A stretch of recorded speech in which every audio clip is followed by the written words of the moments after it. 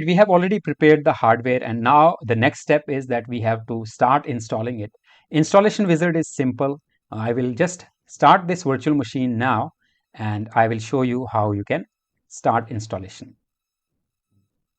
So virtual machine is being started right now. I will be going to console, and here you can see the moment it will boot from the bootable media, it will automatically load the installation.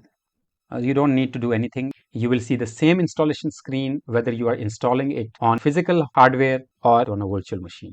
So I will wait for this. This might take time. It is detecting the network. It is detecting the disk. It will start doing the installation. You can see here it is creating the partitions. So you don't need to touch this. It will complete by itself, and then it will reboot. The moment it will reboot, then I will show it to you. I will fast forward it and I'll come back to you.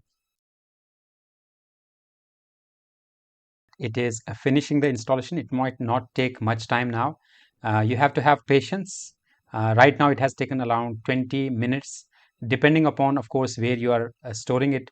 As I'm using the Ceph storage, a distributed storage, I need to make sure that this installation can be migrated easily without any issues. This can have the high availability. For that, I'm using distributed storage. So let me continue and I'll show you. It's gonna finish soon, and then we'll continue. All right, so here you can see that Arista has been installed, and if you see on top, you will see here it shows the loading Untangle AMD. So this is because Arista was earlier Untangle, and here once it will open, it will ask you to log in with your user ID and password. I can simply close this screen. I will of course run this wizard. It will automatically run the setup and setup.2.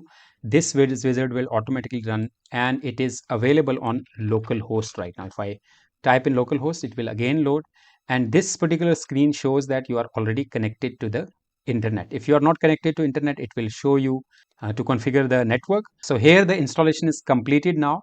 We will be moving to next video where I'll show you how you can connect this particular device now to Arista ETM. Basic specifications of this will be available, the performance and the hardware specs and all these details. I'll just close this browser from here. This is using Google Chrome.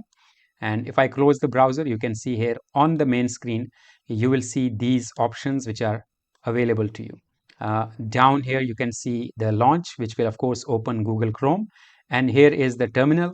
And then this is the recovery option. We will see that in the advanced videos also. And here you can reboot and you can shut down. I will shut down this, and in next video, we will start it again and we'll start configuring it. So let us continue to next video. I will start the basic configuration of Arista Firewall.